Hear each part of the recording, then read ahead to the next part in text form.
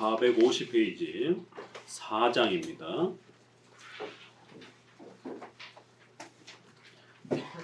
4장 하나님은 사람의 마음속에서 어떻게 역사하시는가? 인간론의 중요한 그 핵심 교리들을 계속적으로 하나씩 이렇게 풀어가고 있습니다. 죄의 그 정의, 본질, 그 다음에 이러한 또 원죄, 원죄 안에는 죄책과 부패라고 하는 것이 구성되어 있다라고 하는 것, 또 죄의 종류는 원죄와 자범죄로 이렇게 구성되어 있다라는 것, 그 죄의 결과는 하나님과 관계가 끊어졌다라는 것, 이게 가장 무서운 죄의 결과입니다. 하나님과의 교제가 파괴되고 끊어졌다라는 것, 그래서 우리에게 주신 의로움이 파괴되었다라는 것, 이 땅에서 비참한 생애를 살게 된다라는 것, 그리고 마지막 네 번째로는 지옥의 영원한 형벌을 받게 된다라는 것, 이렇게 크게 네 가지로 죄의 결과를 또 소개하고 있습니다. 이렇게 죄에 대한 내용들을 성경에서 가르치는 죄의 그 풍성함들을 차근차근 이렇게 배워가고 있습니다. 그러면서도 또 그 죄악된 그 인간의 마음을, 부패한 인간의 마음을 하나님은 인간의 의지를 어떻게 또 움직여 가시는가, 어떻게 통치하시는가, 이건 아주 굉장히 어려운 문제입니다. 신론에 우리가 이 죄의 문제, 하나님은 선과 악 전체를 통치하시고 지배하시고 다스린다라고 했을 때 선에 대해서는 문제가 없습니다. 그런데 하나님이 어떻게 악에 대해서 통치하시는가? 하나님은 이 땅에 존재하는 이 악에 대해서 모른다 이러면 무능력한 신이 되어버립니다. 하나님이 악을 만들었다 이러면 하나님은 악한 신이 되어버립니다. 이 양극단 속에서 그러면 하나님은 이 악에 대해서 어떤 자세를 취하고 계시는가? 이게 이제 성경적 설명이 돼야 되는 겁니다. 그럴 때 우리 장로교회는 하나님은 웨스민스터 3장에 있는 것처럼 악의 조성자, 악을 만드는 분은 아닐지라도 악을 지배하고 통치하시고 다스리는 그런 하나님이라는 거예요. 그래서 아담의 타락조차도 우리 인류의 죄악조차도 하나님이 허용하시지 아니하면 이 땅에 절대로 존재할 수 없다라는 것이에요. 아주 놀라운 그러한 가르침입니다. 강력한 신관을 전제로 한 그러한 가르침입니다. 이러한 가르침을 이해하지 못하는 많은 교파들이 그렇게 말하면, 너무 그렇게 세게 하나님의 통치를 말하면 마치 하나님이 죄를 만드는 것 같은 그러한 그 느낌을 갖지 않느냐.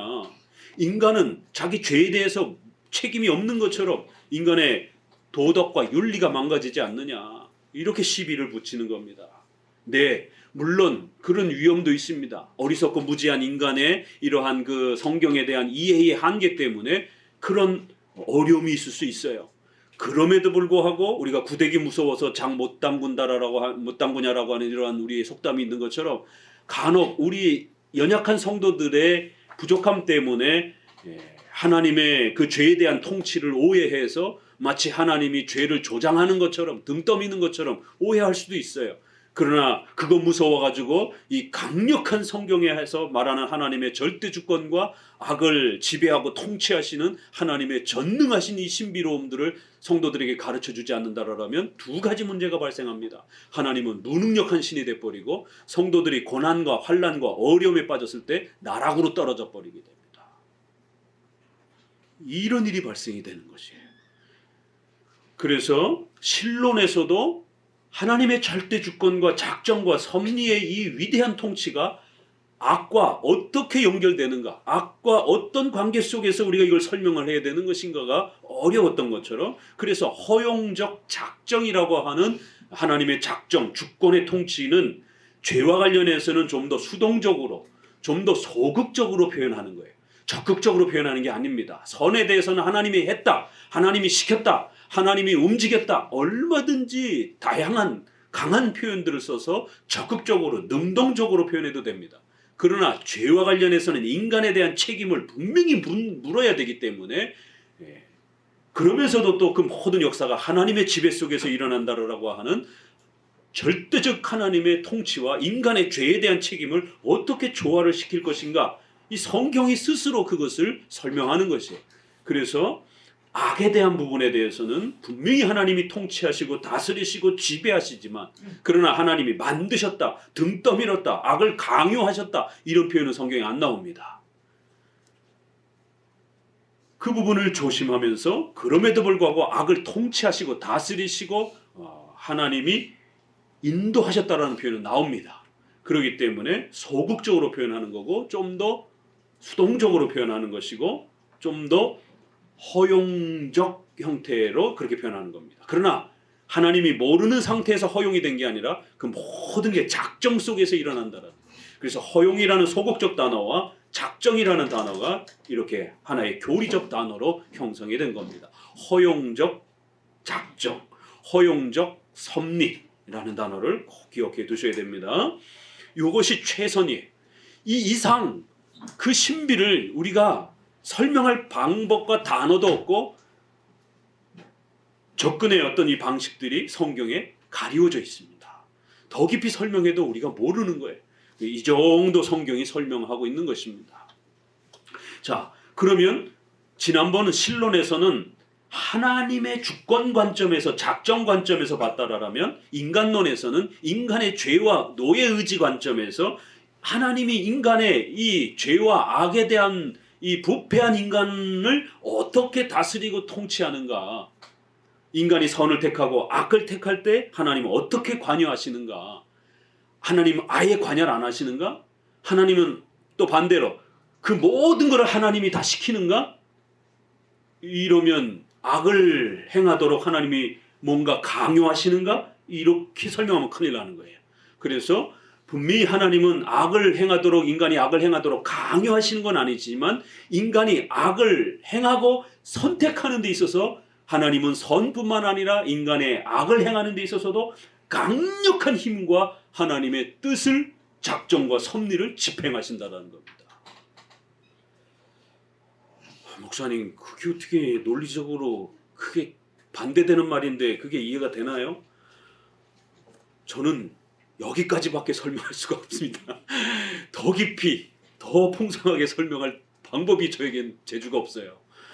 제가 배운 바대로는 이 정도가 최선이고, 웨스민스터도 이 정도 설명하고 있고, 칼빈의 기독교 강요도 이 정도 설명하고 있고, 더 자세히 설명해달라 이러면 그건 지나친 호기심입니다. 호기심을 절제하고 하나님이 가르쳐주는 걸로 만족해야 됩니다. 성경이 가는 데까지 가고 멈추는 데서 멈춰야 됩니다. 이렇게 설명을 합니다. 이건 참 신비예요. 신비는 일정한 부분에서 신비 그대로 둬야 되는 겁니다. 그리고는 뒤돌아서서 그 교리를 끌어안고 기도하는 거예요. 하나님이 제1원인 되시고 인간은 제2원인 된다고 하는데, 하나님이 선과 악 전체를 지배하고 통치한다고 하는데, 그럼에도 인간은 필연적으로 자원해서 죄를 짓는다는데, 이게 머리가 빙빙 돕니다. 이게 도대체 어떻게 이게 받아들여지겠습니까? 이게 어떻게 두 개가 반대 개념인데 어떻게 이게 동시적으로 발생할 수 있습니까? 하나님, 제발 내 마음속에 계시를 이해하고 깨달을 수 있는 지혜의 영을 주옵소서. 시편 119편. 그 왜 저희가 예배 순서에서 119편을 계속 이렇게 돌아가면서 부르느냐면, 적어도 우리 장로교회는 오직 성경이기 때문에 그 찬송 부를 때만이라도 성경에 대한 갈급함과 성경에 대한 그 소망을 좀 강력하게 가지시라는 거예요. 이번에 이전을 해가게 되면 여기 앞에다가 5대 솔라를 예쁘게 적어 놓을 거예요. 오직 성경, 오직 믿음, 오직 은혜로. 그래서 좀 우리 개혁파 교회의 냄새가 좀 확 풍기도록 5대 솔라를 이렇게 간판업자한테 부탁을 했습니다. 예쁘게 좀 써가지고 이렇게 붙여달라고. 성경의 이 죄에 대한 가르침을 우리가 잘 이해할 수 있도록, 계시의 영이 성령 하나님께서 우리 마음을 조명해 주지 아니하면 이런 신비가 우리 마음에 안 새겨집니다. 그래서 예정론으로 또 다시 돌아가는 거예요. 그런데요, 이번 주에도 전화를 받고 그 지난주에도 전화를 받고 2명의 여성 성도가 전화를 했는데 연세가 한 70대 보여요. 목소리로. 목사님 어떻게 이렇게 개혁신앙을 모르다가 갈급해가지고 성경을 배우고 싶어서 찾았는데 목사님 유튜브랑 연결이 돼서 듣기 시작하면서 설명을 목사님 가르침들을 이렇게 유튜브로 듣고 있는데 하나님의 작정과 섭리를 어떻게 그렇게 참 쉽고 재미있게 가르쳐 주시는지 그 작정이 굉장히 어려웠는데 목사님 설명을 듣고 나니까 너무 잘 이해가 된다는 거예요. 선생님 이거 굉장히 어려운 교리인데 이게 이해가 되세요? 그랬더니 된다는 거예요. 얼마나 들으셨어요? 했더니 아직 1년 안 됐다라는 거예요. 어떤 분은 좀 더 넘으신 분도 있고 너무 막 즐거워하시는 거예요. 너무너무 감사하다라고. 이게 뭐 공부를 많이 했느냐의 차이의 문제가 아니에요.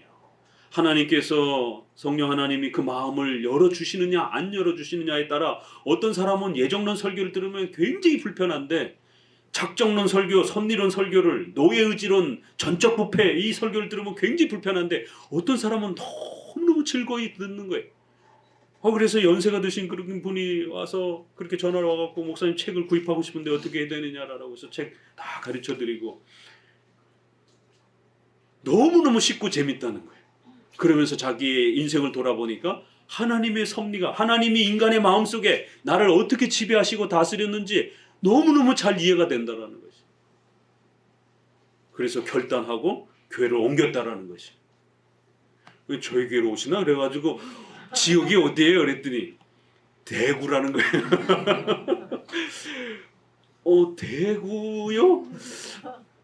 그러면 그 대구에 제가 좀 아시는 목사님이 계시는데 그렇지 않아도 거길 갔다라는 거예요. 얼마 전에도 그 목사님이 한 자매님을 저희 교회에다가 추천해 줬다라는 거예요. 우리 민자매님 그 교회로 가셨다라고 먼저 거기 다니던 교회로 거기 가셨다고 그러는 거예요. 그래 잘하셨습니다. 네.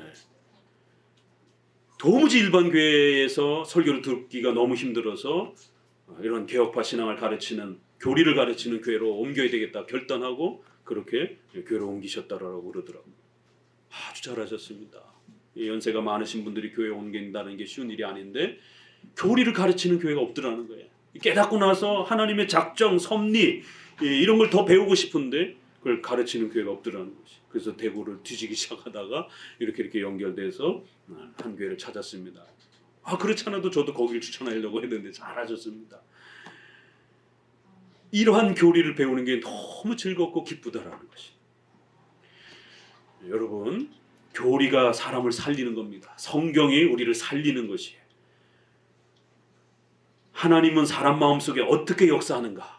자, 그러면 우리는 신비주의가 아니기 때문에 방언을 듣고 무슨 환상을 보고 신비 체험을 경험하고 여러분의 직장, 결혼, 자녀 교육 이런 거를 선택하는 게 아니에요. 하나님이 여러분의 마음속에 어떻게 역사하는가? 성경은 이미 완성됐어요. 그 완성된 성경을 가지고 사용하는 겁니다. 성령 하나님께서 이 성경을 사용해서 여러분의 마음속에 역사하신다라는 거예요. 어떻게 역사하시는가?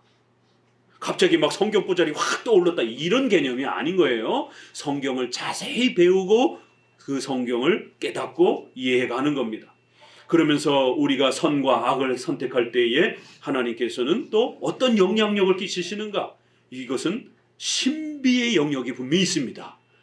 그래서 성경은 모든 걸 다 설명하지 아니하고 우리가 이해할 수 있는 범위만큼까지만 설명하는 거예요. 자, 그래서 이제 인간론, 인간의 죄의 관점에서 죄 많은 인간 속에 하나님은 어떻게 역사하는가? 인간이 특별히 죄를 범할 때에 하나님은 거기에 어떻게 관여하시는가? 그러면 그 죄를 선택하도록 그러한 영향력을 하나님께서 어떤 통치를 행하시고 섭리를 행하신다라면 그러면 그건 하나님이 시킨 것 아닌가? 그러면 하나님께 책임이 있는 것 아닌가? 이제 이런 문제들을 우리가 해결해 내야 되는 것이에요. 그러니까 이런 걸 이해를 못하게 되면 복잡하니까 그저 신비주의로 가는 게 환상을 보고 가는 게 훨씬 더 쉽다 생각하는 거예요. 그러나 죄악된 부패한 인간의 마음속에 우리가 좋은 일을 선택할 때도 하나님은 영향력을 끼치고 또 우리가 실수하거나 또 악을 행할 때도 그건 분명히 우리가 잘못 선택하는 거예요. 그럼에도 불구하고 그 악을 행하는 우리의 인간의 의지와 행동 속에도 하나님의 섭리적 지배가 있다는 겁니다. 이건 아주 강력한 어마어마한 신관입니다. 이걸 가르치게 되면 반드시 성도들이 오해해서 두 가지로 나타납니다. 그럼 하나님 나쁜 신이네? 이런 오해가 발생이 될 수 있고, 또 하나는 그래? 그러면은 잘됐다. 죄나 많이 범하자. 자기 책임을 회피하려고 하는 이런 일이 벌어지게 됩니다. 그래서 로마서 3장에도 은혜가 많은 곳에 죄가 많은 곳에 은혜가 넘친다 그러니까 그래? 그러면 은혜를 받는 방식이 죄를 짓는 건가? 야, 죄나 더 많이 짓자. 이런 인간의 어리석음이 적용이 나타나는 거예요. 그러니까 바울이 호되게 야단치잖아요. 이 어리석은 인간아. 그걸 어떻게 그런 식으로 이해를 하느냐. 죄가 많은 곳에 은혜가 풍성하고 더 넘친다라고 하는 것은 그 엄청난 죄를 지은 인간임에도 불구하고 용서해 주시는 하나님의 그 용서의 혜택의 결과를 그렇게 말하는 것이지, 그게 원인이라는 말은 아니라는 거예요. 이거를 잘 구별을 해야 됩니다. 죄가 많음에도 불구하고 우리를 용서해 주시는 하나님의 그 결과의 열매의 은혜를 우리가 감탄하는 것에 대한 표현인 것이지, 은혜를 주는 원인적 그러한 수단과 도구가 아니라는 겁니다. 죄를 지은 건 분명히 우리 자신의 잘못된 책임이고, 그 죄를 졌을 땐 하나님 앞에 무서운 형벌에 대한 또 책망에 대한 경고가 있다는 것을 기억해야 되는 거예요. 그래서 원인과 결과도 우리가 잘 구별해서 또 이해하는 법도 배우셔야 되는 겁니다. 그러니까 벌써 하나님의 작정과 섭리, 인간의 죄, 의지 이런 부분들을 잘 이해를 못하다 보니까 로마서에서 3장에서도 그렇게 핑계대는 방식으로 하나님의 뜻을 곡해하는 이런 일들이 벌어지는 거예요. 또 9장에 가서는 예정론을 설명하니까 그래? 그러면 왜 하나님은 모든 사람들에게 기회를 안 주지? 왜 모든 사람들에게 구원의 이런 복을 안 주지? 하나님은 불의하신 것 같아. 이 불의하다, 하나님이 평등하지 않다, 이 비판을 하는 겁니다. 본능적으로. 그러니까 로마서 9장은 어리석은 인간아, 너가 진흙과 같은 존재가 어떻게 그 주인을 향해서 왜 나를 이렇게 만들었느냐라고 따질 수가 있느냐. 흙과 토기장이와 흙과의 비교를 하는 거예요. 너희들은 흙이라는 거예요. 왜 하나님이 이렇게 했느냐 저렇게 했느냐 따질 수 없는 그러한 피조물들이라는 거예요. 성경은 답을 주지 않습니다. 그저 하나님이 주인이라는 사실을 줄기차게 강조를 하는 거예요. 욥기서에서도 왜 하나님이 의인인 욥이었다라고 하는데도 불구하고 욥이 이렇게 많은 고난을 받는가? 욥도 질문합니다. 하나님 이게 어떻게 된 일이죠? 하나님 한마디도 설명 안 합니다. 끝끝내 설명 안 합니다. 그리고 마지막에 가서 욥아 허리띠를 단단히 조여매고 하나님이 물을 때 대답해봐라 이러는 거예요. 대답 한마디도 못해요 욥이. 그리고는 맨 마지막에 가서 하나님은 만물을 창조할 때 넌 어디 있었느냐? 온 우주 역사를 창조할 때 넌 어디 있었느냐? 또 이 땅에 수많은 반대되는 그런 현상, 모든 동물들은 약한데 악어와 또 알 수 없는 리오야단과 같은 이러한 큰 짐승들은 엄청난 힘을 가지고 모든 짐승들을 압도하는 이런 강력한 힘을 갖고 잡아먹는, 어떻게 보면 연약한 동물 입장에서 보면 굉장히 불공평한데 이런 창조 질서를 너가 만들었느냐? 라고 묻는 것이. 하나님은 설명해 주지 아니하고 하나님은 자신의 창조주의 위치를 그냥 말하실 뿐이에요. 이렇게 인간의 죄악된 인간의 마음속에 하나님은 어떻게 역사하시는가? 이건 기본적으로 신비인 거예요. 하나님의 그 위대한 절대 주권을 가지신 하나님, 온 우주 만물을 창조하신 하나님께서 어떻게 죄악된 이 인간의 마음속에 인간이 선과 악을 택하려고 할 때 거기에 영향력을 끼치는가? 그리고 또 특별히 악을 선택하는 부분에 있어서도 심판을 행하기 위해서 더 죄를 가득 쌓도록 하나님께서 그렇게 섭리하시는 거예요. 그래서 그들을 완전히 멸망시키려고. 무서운 겁니다. 그래서 죄를 더 많이 짓도록 그렇게 영향력을 끼치시는 것이에요. 심판을 위해서. 또 한편으로는 하나님의 위대한 또 구원의 역사와 은혜를 또 베푸시기 위해서. 사도 바울은 스데반이 죽어갈 때에 그 옆에서 옷을 붙잡고 돌멩이로 스데반을 죽이는 사람들의 그러한 보조를 시중을 들었습니다. 왜 하나님은 그 사도 바울을 그 스데반이라고 하는 그 소중한 성도를 죽이는 그 장면에 함께 동참하도록, 그 엄청난 죄를 범하도록, 그리고는 또 더 나아가서 의기양양하면서 크리스찬들을 잡아다가 감옥에다가 가둘 수 있는 그런 허가장을 받고, 그리고는 다메섹으로 넘어가는 거예요. 이런 악독한 범죄를, 교회를 아주 전멸시키는 그러한 그 악독한 범죄를 행하도록 바울에게 그러한 섭리를 베푸신 겁니다. 왜요? 나중에 바울이 나는 죄인 중에 죄인, 괴수 중에 괴수라라고, 나와 같은 더럽고 추악한 교회를 전멸시키려고 했던 나와 같은 죄인을 하나님이 구원시켜줬다라고 하는 더 엄청난 하나님의 은혜를 깨우쳐주기 위해서 너가 얼마나 더럽고 추악한 존재였는지를 더 양심의 가책을 받도록, 그래서 하나님이 그를 용서해 준 게 얼마나 큰 은혜인지를 아주 반전을 일으키기 위한, 더 큰 반전을 일으키기 위해서 때로는 우리가 악을 행하도록 그렇게 하나님은 섭리 가운데 허용하신다는 거예요. 이거 참 놀라운 겁니다.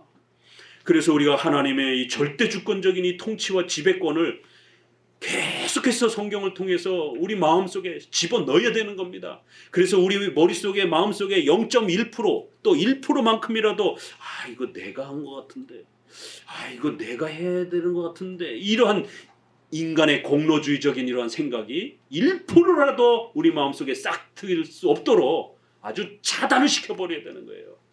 그게 먼저 우선이에요. 그리고 난 다음에 인간의 책임을 어떻게 우리가 가르쳐야 될 것이고 배워야 될 것인가를 다음에 찬찬히 가르쳐가는 겁니다. 우선적으로는 온 우주 만물은 하나님이 지배한다는 것. 여러분이 사랑하고 결혼을 하는 것도 하나님이 짝지어서 지배하신다는 것. 목사님 그럼 아무것도 안 해도 돼요? 이런 위험성이 있어요. 그럼에도 불구하고 결혼이란, 가정이란 하나님이 만드신다는 것. 여러분이 결혼해서 자녀가 태어날 때도 누가 태어날지, 어떤 아이가 태어날지 아무도 모르는 거예요. 그건 하나님이 정하셔서, 창조하셔서 여러분의 가정에 아이를 주시는 겁니다. 이러한 신관이, 강력한 신관이 우리를 충분히 지배하도록 먼저 이러한 작정, 섭리, 전적 부패, 이걸 가르쳐줘야 되는 거예요. 이걸 안 가르치게 되면 인간의 공로주의적인, 인간의 이런 인본주의적인 세계관이 자꾸만 우리의 마음을 깨트립니다. 우리의 마음을 지배하려고 합니다. 그래서 이건 내 거다라고 하는, 내 돈, 내 삶, 내 자녀, 내 가족, 내 거, 내 권위, 내 권세, 내 생명, 이 생각이 인간을 지배해버리게 되는 거예요. 그러면 하나님 안 찾습니다. 우리가 살아가는 것, 숨쉬는 것 하나하나 전부 다 하나님의 은혜 속에서, 하나님의 계획 속에서, 하나님의 허락 속에서, 하나님의 주권과 섭리 속에서 진행되어져 간다라고 하는 것을 강력하게 우리 마음이 지배되어져야 하루하루를 겸손하게 살고, 더더욱이나 이제 50 넘으신 분들은 더더욱 다짐하셔야 돼요. 길어봐야 30년입니다. 명심하셔야 됩니다. 50 넘으신 분들, 저도 그렇고 이제 길어봐야 30년이에요. 이제 더 작게 남으신 분들도 계시고, 죽음을 준비하고 하나님 앞에 서야 될, 인생을 어떻게 살았는지, 그 아까운 인생들을 뭐하며 살았는지에 대해서 하나님 앞에 반드시 고해야 되는 때가 한 걸음 한 걸음 성큼성큼 다가옵니다. 순식간에 다가옵니다. 젊은 사람들이야 죽음의 이러한 임박성을 모르지만, 잘 느껴지지 않지만 50 적어도 넘는 분들은 하나님 앞에서 이 작정과 섭리, 전적 부패에 대한 부분을 강력하게 마음에 새겨둬서 남은 30년이라도, 남은 20년만이라도 하나님이 나를 이 땅에 왜 보내셨는가? 하나님이 나를 이 땅에 왜 창조하셨는가? 수많은 그러한 아버지의 정자세포, 어머니의 난자세포, 그 수억, 수십억이 만나서 그 중에 하나가 사람이 되는 거예요. 이건 우연이 아닙니다. 이게 어떻게 우연일 수 있겠습니까? 하나님이 계획하시고 준비하시고 창조하셔서 그 수정체를 만들지 아니하면 우주에 떠돌다가 만나는 것만큼 어려운 거예요. 그렇게 계획하셔서 우리를 이 땅에 창조해 주셨는데, 온갖 죄만 범하다가 하나님 등지고 교회 공격하고 나태하고 게으르면서 그저 자기 배만 채우다가 그렇게 한평생을 살아가게 되면 심각해지는 거예요. 하나님은 각자 하나님의 창조의 목적 속에 우리를 만드셨기 때문에 이제 하나님이 인간의 마음속에 어떻게 역사하시면서 또 영향력을 끼치시고 지배하고 통치하는가, 또 4장을 통해서 이제 또 한번 함께 배워가 보도록 합니다. 자, 사람은 사탄의 지배하에 있으나 성경은 하나님이 사탄을 이용해서 버림받은 사람들의 마음을 굳게 하신다고 한다. 제목 자체도 굉장히 어려운 거예요. 사탄을 이용해서. 우리 성도들에게 이제 질문을 하면 하나님이 구약에 보면 천사들을 사용하는데 하나님이 선한 천사만 사용할까요? 악한 천사도 사용할까요? 자, 악한 천사도 사용한다. 손 들어보세요. 개혁파교회 정도 다니시면 0.1초 만에 손 들으셔야 돼요. 뭘 눈치를 이렇게 보고 대충 이렇게 손 들면 안 되는 거예요. 바로 손 들어야 되는 겁니다. 하나님은 선한 천사든 악한 천사든 전부 다 지배하시는 거예요.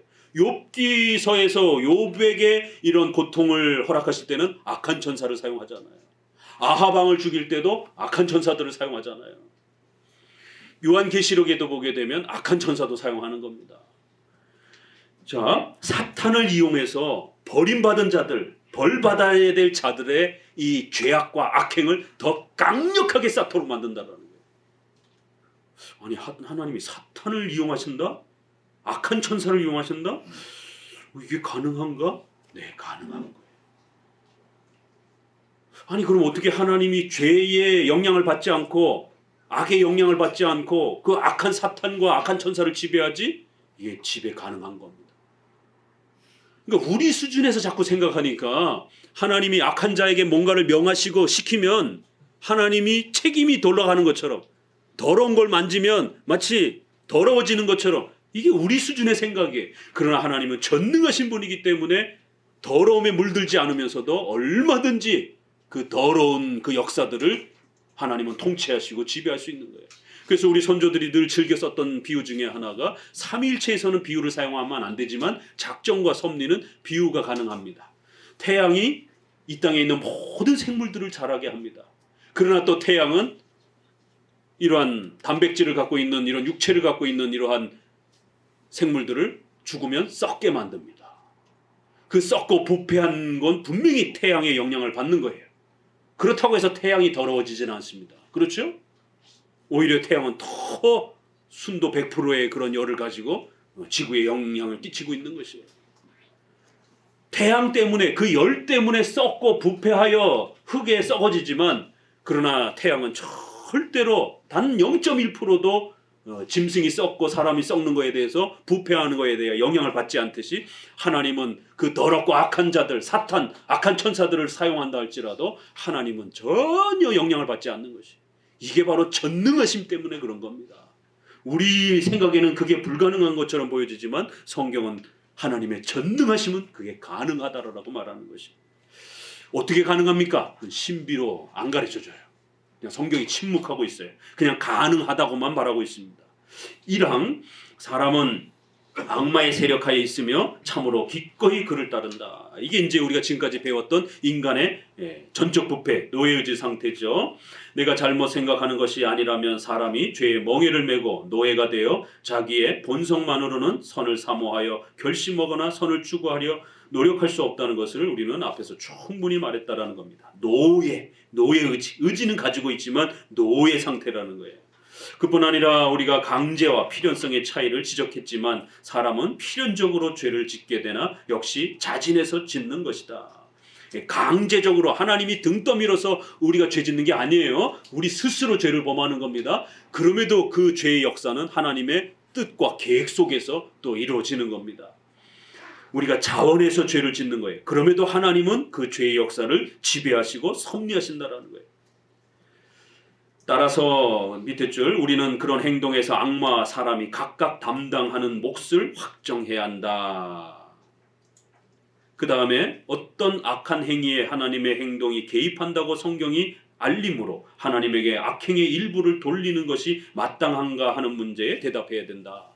자, 하나님의 작정, 섭리를 왜 한국교회가 안 가르치냐면 바로 아까 말씀드렸던 구데기 무서워서 장 못 담그는 바로 그런 위험이 찾아올까 봐 목회자가 못 가르치는 겁니다. 목회자의 실력도 안 되는 것이고. 왜요? 목회자 스스로가 그 부분을 뚫고 들어가 보지를 못했기 때문에. 교리적으로 이 놀라운 이 균형을 스스로 이렇게 뚫고 들어가 보지 못했기 때문에 겁이 나는 거예요. 이렇게 세게 말했다가는 성도들이 하나님께 죄의 핑계를 대고 도덕과 윤리에 있어서 게을러질까봐 이 교리를 가르치지 못하는 것이. 이 작정과 섭리를 반드시 배우려면 두 가지를 해결해야 된다고 그랬어요. 인간의 의지 문제. 인간은 기계가 아니에요. 짐승이 아니에요. 인격을 가지고 있습니다. 그래서 이 인격을 가지고 있는 인간의 의지를 하나님이 어떻게 지배하시는가? 또 죄의 문제. 죄까지도 하나님이 통치한다고 그러면 하나님은 악한 신인가? 하나님이 악을 만들었는가?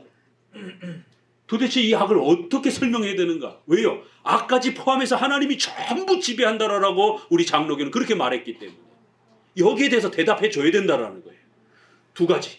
그러면 인간은 기계냐? 인간 아무것도 안 해도 그냥 하나님이 다 지배하는가? 그렇지 않습니다. 분명히 인간은 의지를 갖고 있어요. 인간은 자기가 원하는 것을 행동하면서 살아갑니다. 또 인간의 죄를 스스로 자원해서 선택하는 거예요. 이 두 가지, 인간의 의지를 하나님이 어떻게 영향을 끼치고 다스리는가?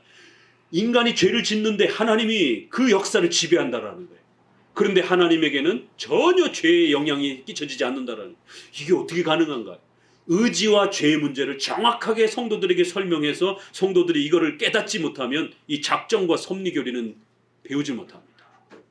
본인은 이해했다 손치더라도 정확하게 이해를 못하고 있는 거예요. 여전히. 그래서 악행의 일부를 하나님께 돌리는 게 마땅한가? 이런 죄의 문제에 대해서 우리는 대답해야 된다는 거예요. 참 얼마나 차근차근히 우리 인간이 질문할 수 있는 그런 모든 것까지 차근차근히 그것들을 설명해서 정리해 주는 것을 알 수가 있는 것입니다. 그래서 기독교 강연은 한 번 읽어서는 안 돼요.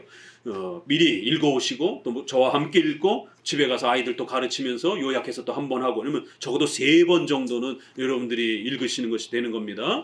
451페이지 어디선가 어거스틴은 맨 위에 줄 사람의 의지를 기수의 명령을 기다리는 말과 비교하고 하나님과 악마를 기수에 비교했다. 그 3번 쭉 한 10째 줄 아래 내려오면 3번 있죠. 조그만 3번 더 좋은 비유가 생각나지 않으므로 우선 이것으로 만족하겠다. 그래서 삼일체에는 비유가 불가능하지만 이런 다른 교리들은 좀 더 이해를 돕기 위해서 비유로 설명할 수 있어요.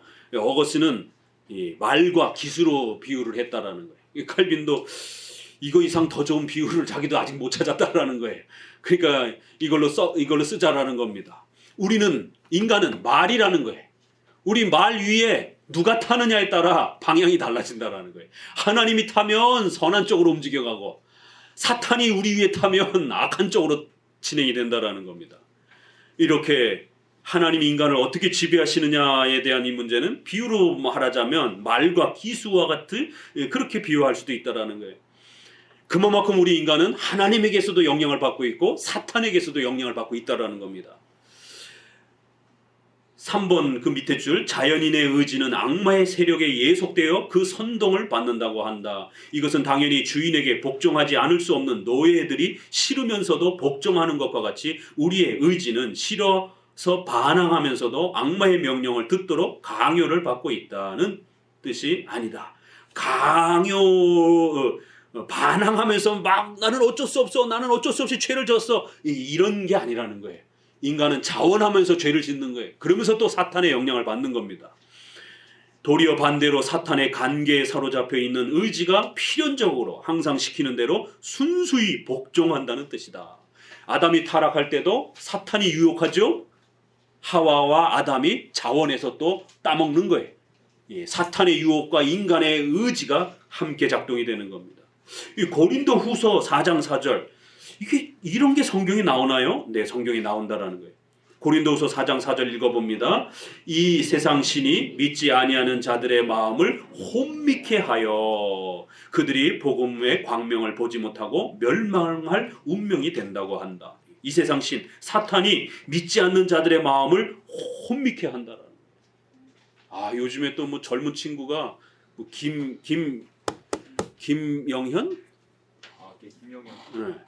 전도사라고 옛날에 조용기 목사가 했던 것처럼 또 막 귀신 내쫓고 막 병자 고친다라고 막 이러면서 또 환상한다고 그러면서 유튜브에 아주 굉장히 또 뭐 인기를 끌고 있나 봐요. 아이고, 계속 그렇게 반복이 되는 거예요. 이거는 샤머니즘입니다. 기독교가 아니에요. 절대로 그런데 미혹되면 안 돼요. 세상 신이, 사탄이 사람들의 마음을 그렇게 미혹시켜가지고 성경 안 배우고 그런 이상한 체험에 빠져 사는 거예요. 그냥 한평생을. 이게 사탄의 미혹이라는 겁니다. 에베소서 2장 2절도 불순종의 아들들 가운데서 역사한다. 이렇게 불신자들의 마음속에 사탄이 역사한다라는 거예요. 에베소서 2장 2절 뒷부분도 읽어봅니다. 불경건한 자들의 눈이 그러나 죄악의 원인을 사람의 의지 밖에서 찾아서는 안 된다. 오히려 사람의 의지에서 악의 뿌리가 솟아나며 사람의 의지가 사탄의 나라의 토대, 즉 죄의 토대가 된다. 2번, 이게 이제 제일 중요합니다. 요 2번에다가 좀 표시를 해두세요. 2번은 여러 번 읽어보셔야 됩니다. 2항, 같은 사건 안에서 하나님과 사탄과 사람이 동시적으로 역사한다라는 거예요. 성경이 설명하는 것은 이 정도라는 겁니다. 이런 일들에서 하나님이 역사하시는 방법은 훨씬 다르다. 이 점을 더 분명히 알기 위해서 우리는 욥기서를 봐야 된다라는 거예요. 욥기서의 이 욥이 고난을 받는 장면을 보게 되면 분명히 하나님이 사탄에게 허락합니다. 그렇죠?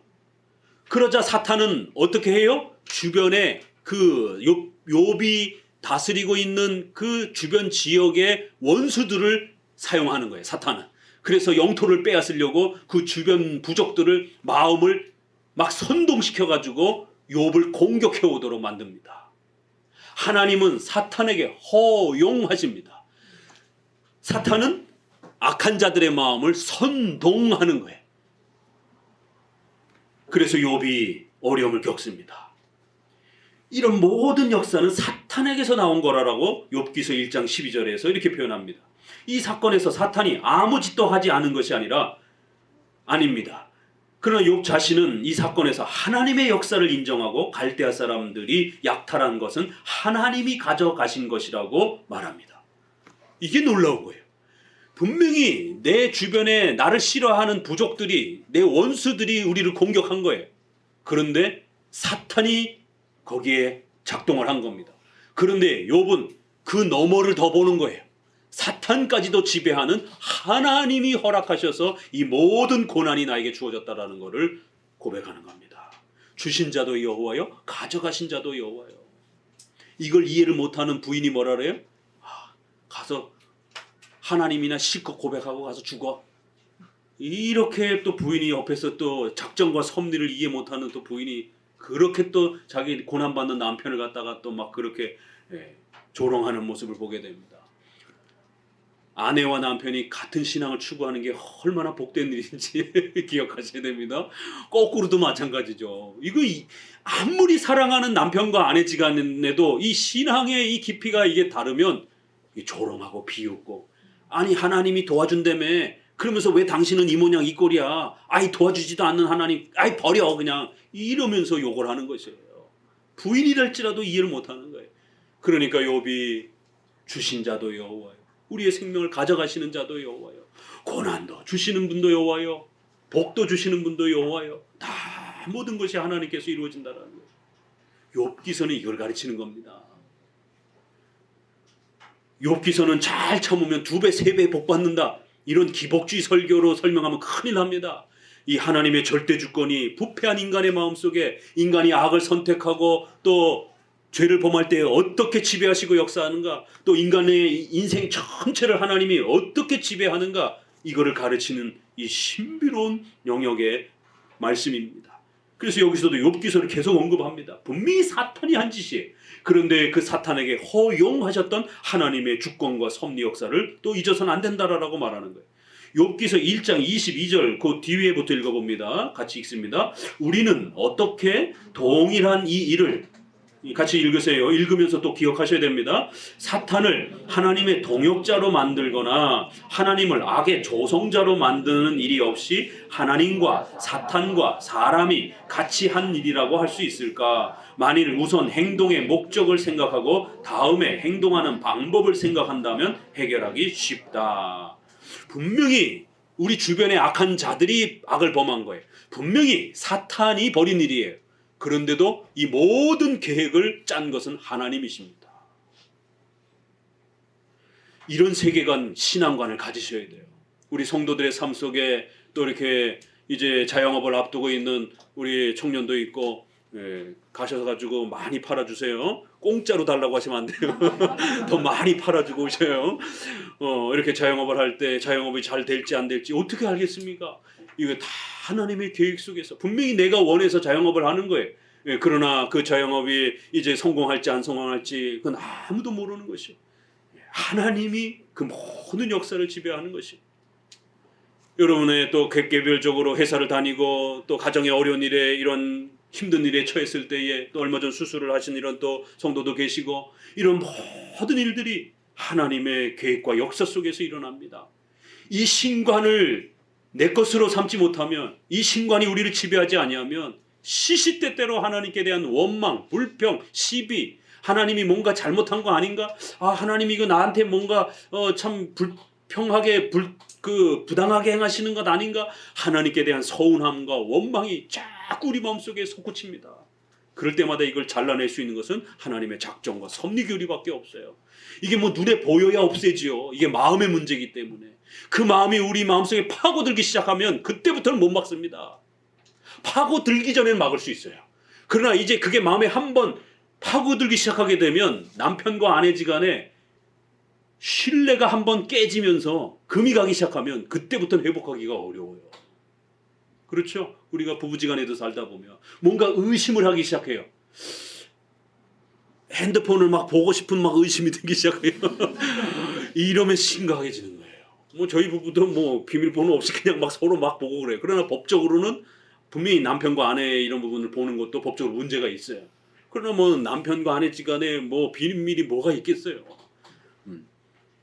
근데 그게 의심스러워서 락을 걸기 시작하고 뭔가 이렇게 들여다보고 싶은 몰래 들여다보고 싶은 어떤 이런 마음의 의심이 들기 시작하면 부부지간의 신뢰가 이제 금이 살짝 끈 거예요. 0.1mm 갔어요. 근데 그 0.1mm가 나중에 1cm 되고 10cm 되고 이러면 심각해지기 시작합니다. 보고 싶으면 봐 이러면 쫙 오픈해 놓는 거예요 서로. 부부는 한 몸인데 뭐가 두렵겠어요? 뭐가 무서워서 감추겠어요?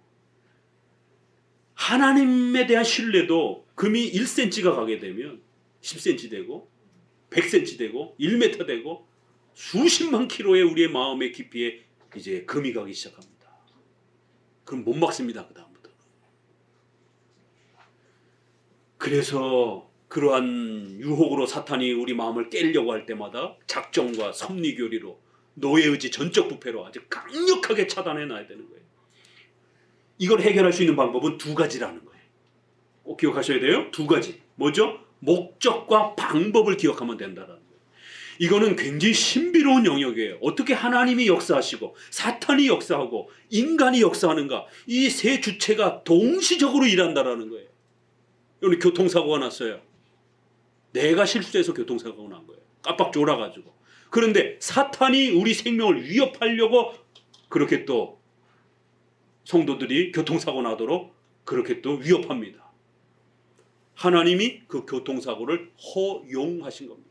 하나님이 허용하지 아니하면 우리 머리털까지 세신받으신 하나님이 허락하지 아니하면 절대로 접촉사고도 안 납니다.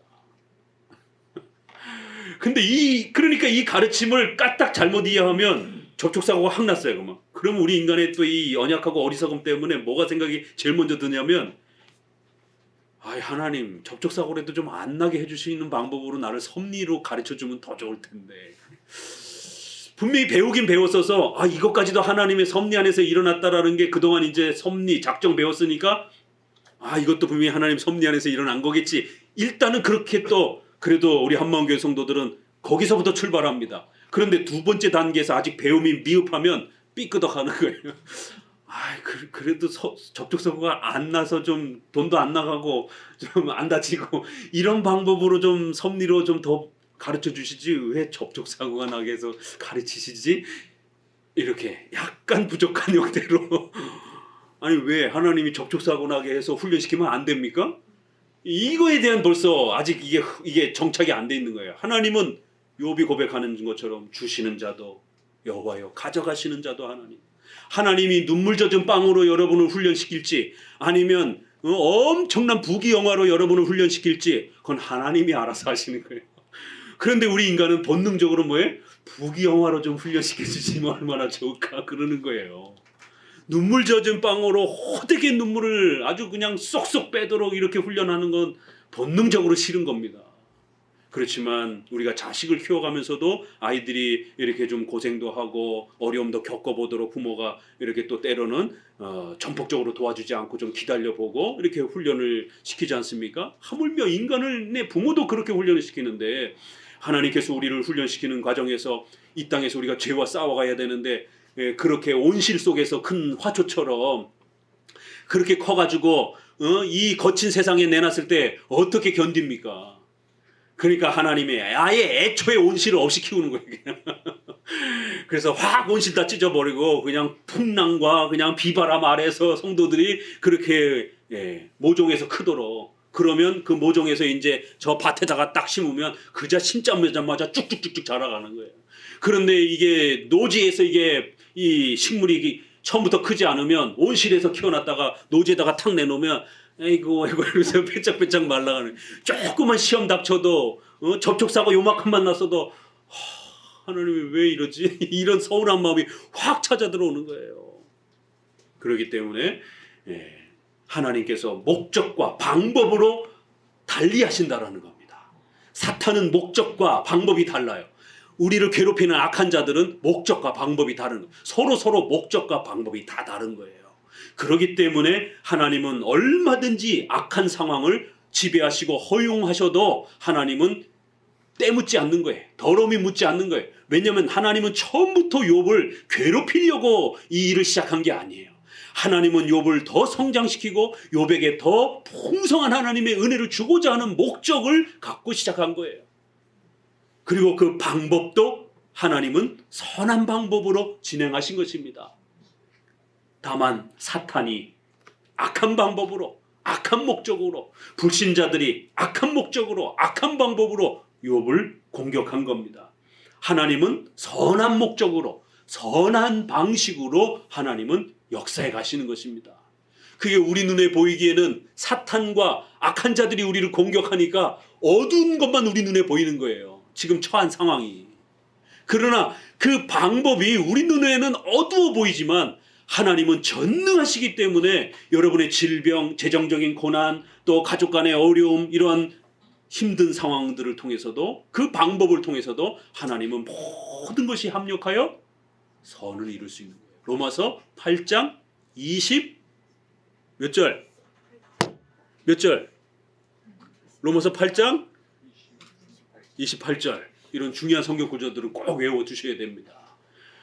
힘들고 어려울 때마다 그 말씀들을 암송하면서 이겨내는 거예요. 행동의 목적을 생각하고 다음에는 행동하는 방법을 생각하면 해결하기가 쉽다. 주의 목적은 재난으로 자기의 종을 인내심으로 단련하는 것이었고, 사탄은 욥을 절망 상태에 몰아넣으려고 애썼고, 갈대아 사람들은 법과 공의를 어기면서 남의 재산을 빼앗아 이익을 보려고 했다. 목적이 아주 다른 것이 벌써 행동의 특색을 뚜렷이 나타낸다. 방법도 거기 못지않게 다르다. 같이 읽어봅니다. 주께서는 자기 종을 사탄이 괴롭히는 것을 허락하시며 심부름꾼으로서 갈대아 사람들을 택하여 사탄의 지배하에 넘겨주신다. 사탄은 독을 묻힌 창으로 갈대아 사람들의 악한 마음을 자극하여 그 악행을 실천하게 만든다. 그들은 미친 듯이 범죄로 돌진해서 온 지체를 죄로 물들이며 더럽힌다. 그러므로 버림받은 사람들 위에 사탄이 지배력을 행사할 때 사탄이 옳은 말이다. 하나님도 독자적인 방법으로 역사하신다고 한다. 밑에서 셋째 줄 4번 있는데, 자, 다만 모든 개개의 행위에서 나타나는 그 특수한 행동을 말한다. 그러므로 같은 행위를 하나님과 사탄과 사람에게 돌리는 데는 조금도 모순이 없으며 목적과 방법을 구별할 때에 하나님의 의가 아무 흠이 없이 빛나며 사탄과 사람의 추악한 행동이 그들의 사악함을 폭로한다. 그래서 욥이 공격받는 이 사건에서는 분명히 사탄과 악한 자들은 그들이 죄를 범했기 때문에 벌을 받는 거예요. 그러나 하나님은 또 다른 목적과 방법으로 욥을 훈련시키기 위해서 그 상황을 하나님이 모르는 게 아니에요. 하나님이 무능력해서 못 막은 게 아니에요. 오히려 하나님이 계획하신 겁니다. 그러니까 성도들이 어떤 절망적 위기에 빠졌을 때 절대로 불안해하거나 두려워하거나 갑자기 예기치 않은 어떤 사건들이 터졌을 때 그 사건도 하나님이 허락하지 아니하면 절대로 손가락 하나 까딱 못 움직입니다. 이런 강력한 신간이 우리 인간의 노예 의지와 함께 가르쳐지는 거예요. 인간은 노예 의지, 전적 부패 상태이기 때문에 인간의 힘으로는 손 하나 까딱 할 수 없는 거예요. 하나님이 도와주셔야 우리가 숨 쉬는 겁니다. 하나님의 절대 주권과 인간의 무능력이 같이 동시에 가르쳐줘야 되는 겁니다.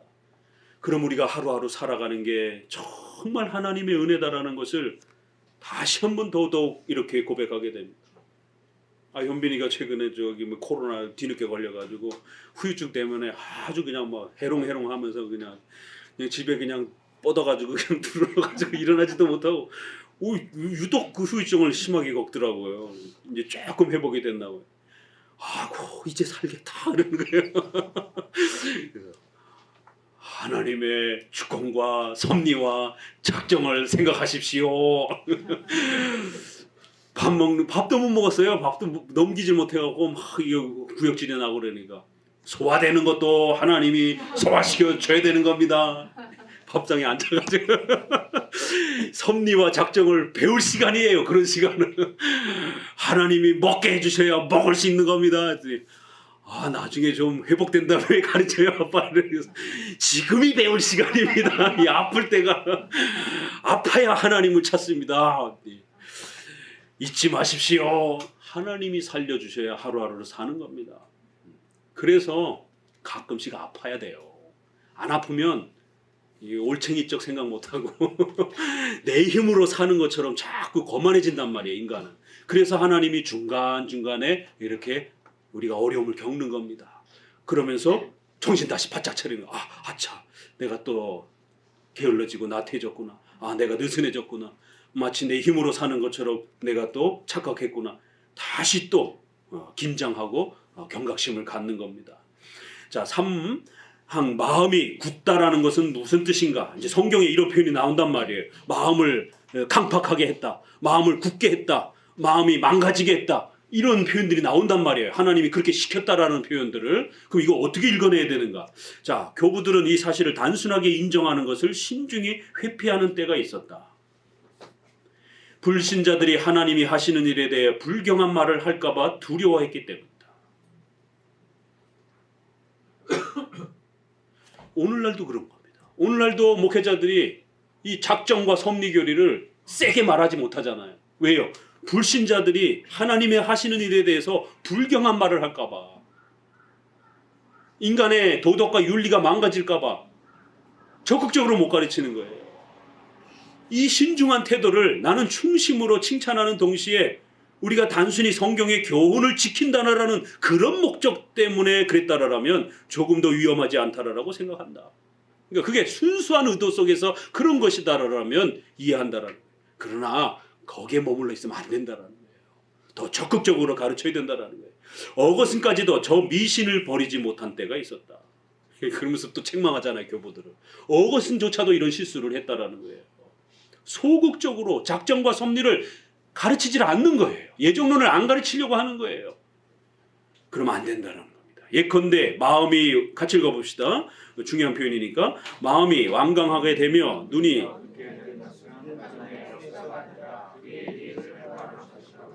예지 나오잖아요. 이 도르트 신조 때 이 예지론, 얼마나 알미니안주의자들이 하나님의 작정, 죄의 문제를 풀어내지 못하니까 하나님이 지켜보신다, 미리 다 보신다, 이런 예지만 하시지 하나님이 주도적으로 끌겨간다, 예정론을 말하지 않는, 우리는 예정, 예지. 알미니안주의자들은 예지, 예정, 이렇게 교리를 순서를 바꿔가지고 인간이 뭔가를 하고 난 다음에 하나님이 지켜보시고 나서 선을 택했구나, 그럼 복을 줘야지. 악을 택했구나, 그럼 벌을 줘야지. 이렇게 하나님은 지켜만 보시는 것이지 하나님이 뭔가를 딱 예정해 놓고 끌고 가시는 이런 방식이 아니다라고 하는 예지 형태로 가르쳤다라는 거예요. 알미니안주의자들도 예지 형태로 가르치는 거예요. 오늘날의 수많은 교회들이 예지 형태로 가르치는 거예요. 아우, 하나님의 뜻대로 하야죠. 하나님이 모든 걸 하시는 겁니다. 이런 표현들 많이 써요, 일반 교인들도. 그러나 그게 예지 개념이에요. 우리처럼 이렇게 센 개념이 아닙니다. 계속 있습니다. 그러나 성경의 많은 구절들은 이런 궤변을 용인하지 않고 도리어 하나님의 단순한 예지 이상의 것이 관련되어 있다는 것을 분명히 말한다. 어거스틴 자신도 율리아누스를 논박함이라는 글의 제5편에서 죄는 하나님의 허락과 용인에 의할 뿐 아니라 또한 전에 지은 죄에 대한 일종의 벌로서 하나님의 권능에 의하여 발생한다는 것을 아주 길게 논쟁한다. 그래서 단순한 허락이 아니라 하나님의 권능에 의해서 발생이 된다는 거예요. 인간의 어떤 죄와 악의 그런 활동들이. 마찬가지로 계속 있습니다. 허용에 대한 그들이 전하는 말은 너무도 버림받는 자들의 눈을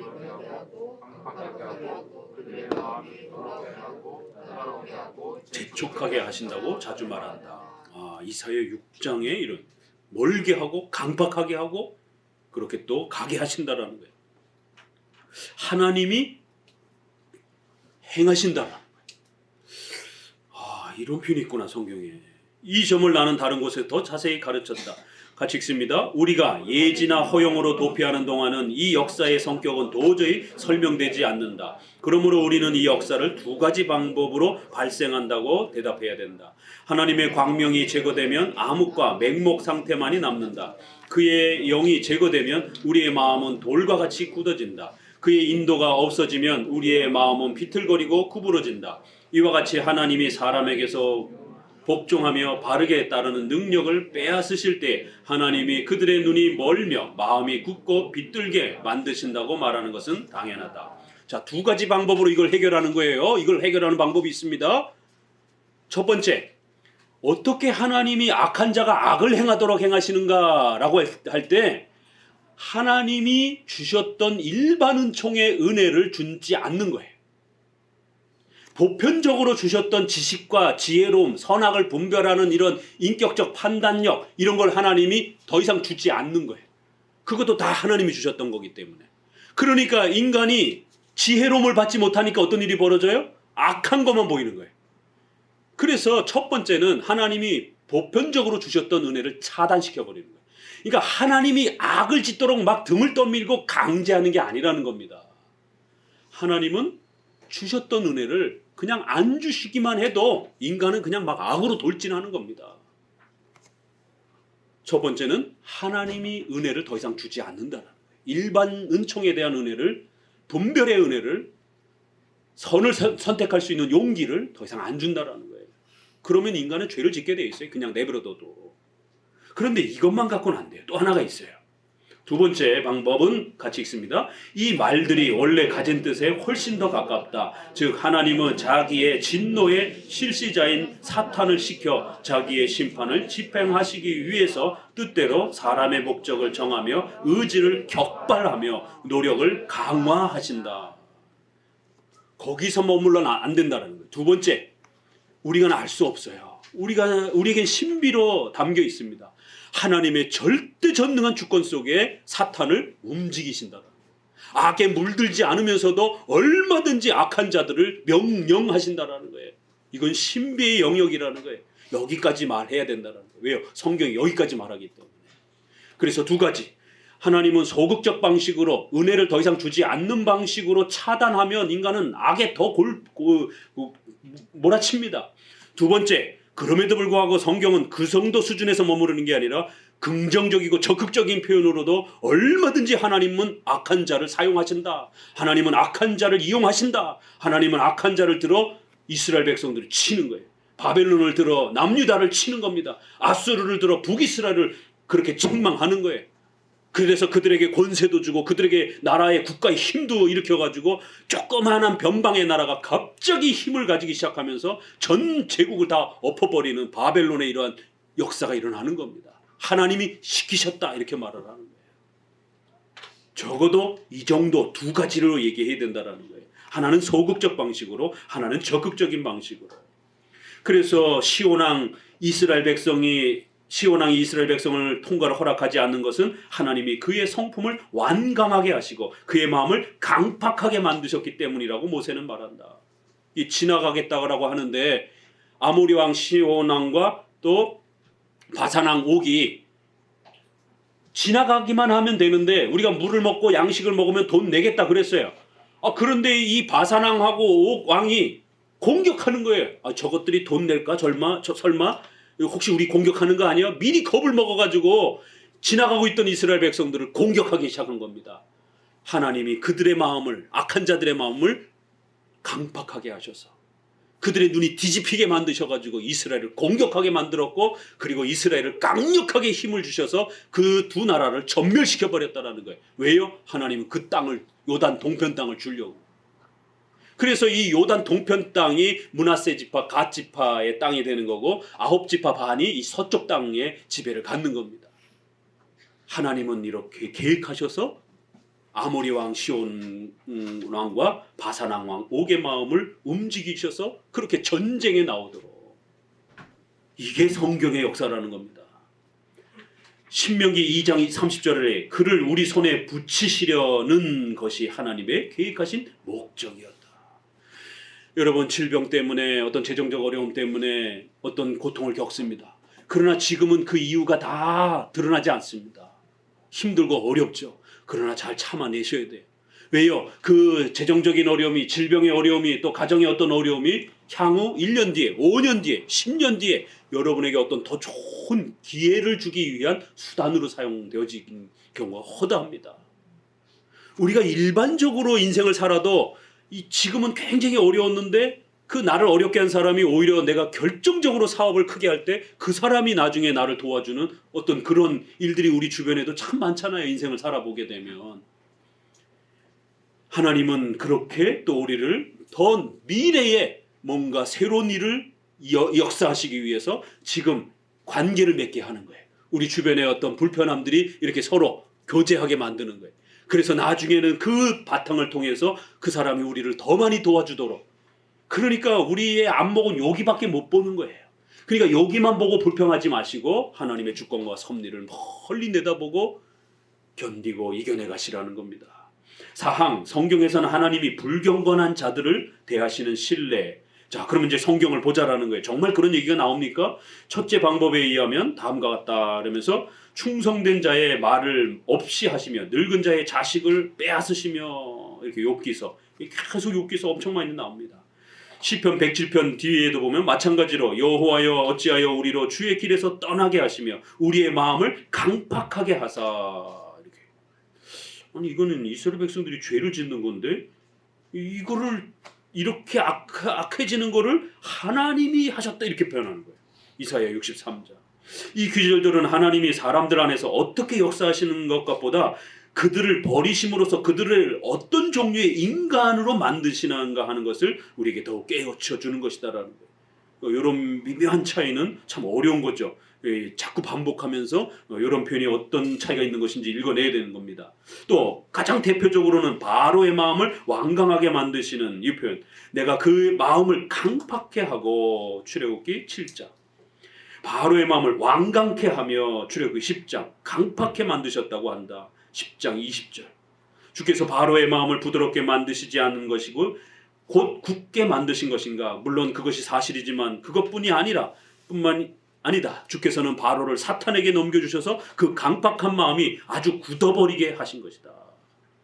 내가 그의 마음을 억제하리라고 말씀하신 것이 바로 이 뜻이다. 출애굽기 4장.